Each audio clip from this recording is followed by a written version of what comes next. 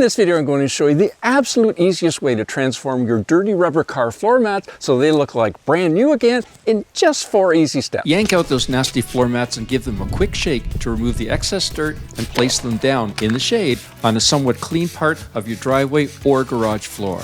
Spray them all over one at a time with Adams Wheel and Tire Cleaner. Be sure to make the whole top of the mat wet with that cleaner. Scrub the entire mat with a Drillbrush white, soft, drill cleaning brush mounted on either a drill or impact driver at low speed. Start in one corner and scrub up and down and over the whole mat, being careful to overlap each pass. Then scrub across the mat, back and forth the same way.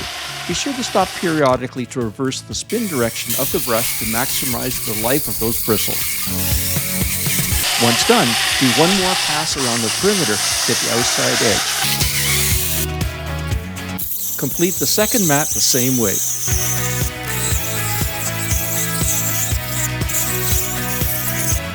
Since the driver's side is typically much dirtier than the passenger side, add a light spray of water, then using a coarse detailing brush, scrub the grooves to clean right down into those grooves. Be sure to follow the grooves and any depressions when scrubbing.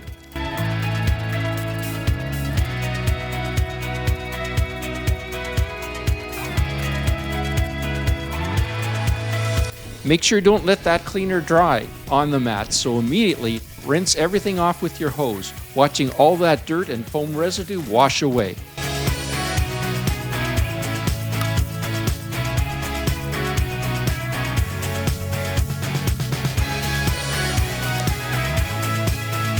Hang the mats to dry.